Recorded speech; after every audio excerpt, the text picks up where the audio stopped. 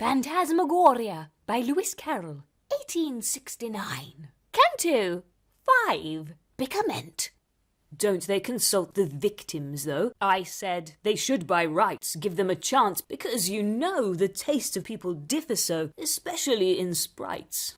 The phantom shook his head and smiled.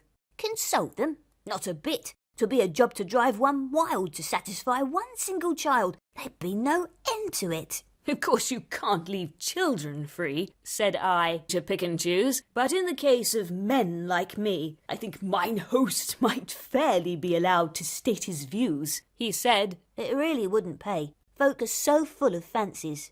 We visit for a single day, and whether then we go or stay depends on circumstances. And though we don't consult mine host before the thing's arranged, still, if he often quits his post, or is not a well-mannered ghost, then you can have him changed.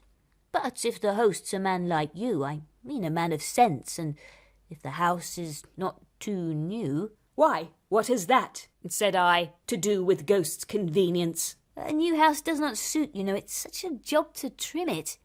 But after 20 years or so, the wainscotings begin to go, so 20 is the limit.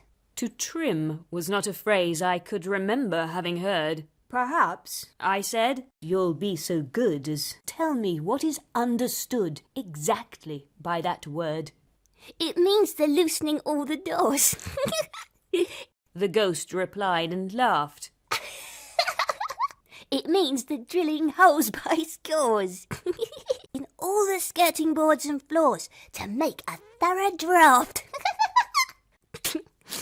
You'll sometimes find that one or two are all you really need to let the wind come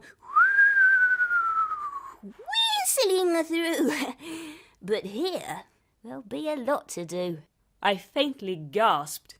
Indeed, if I'd been rather later, I'll be bound, I added, trying most unsuccessfully to smile. You'd have been busy all this while, trimming and beautifying. Why no, said he. Perhaps I should have stayed another minute. But still no ghost that's any good without an introduction would have ventured to begin it. The proper thing, as you were late, was certainly to go.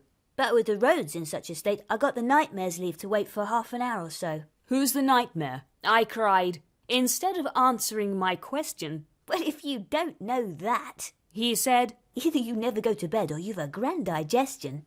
He goes about and sits on folk that eat too much at night. His duties are to pinch and poke and squeeze them till they nearly choke. I said, it serves them right. And folk who sup on things like these, he muttered.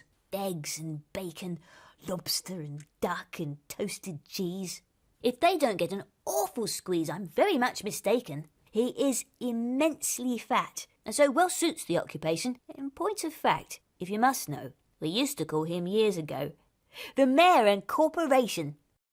The day he was elected mayor, I know that every sprite meant to vote for me, but did not dare. He was so frantic with despair and furious with excitement.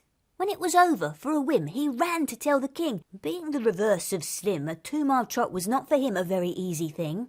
So, to reward him for his run, as it was baking hot and he was over 20 stun, the king proceeded, half in fun, to knight him on the spot. 'Twas a great liberty to take. I fired up like a rocket. He did it just for punning's sake. The man, says Johnson, that would make a pun would pick a pocket. A man, said he, is not a king. I argued for a while and did my best to prove the thing, the phantom merely listening with a contemptuous smile.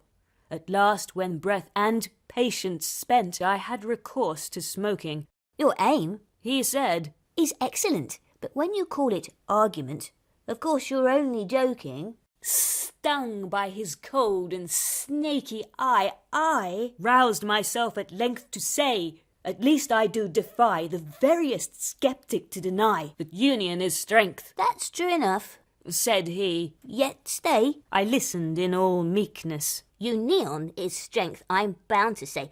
In fact, the thing's as clear as day, but unions are a weakness.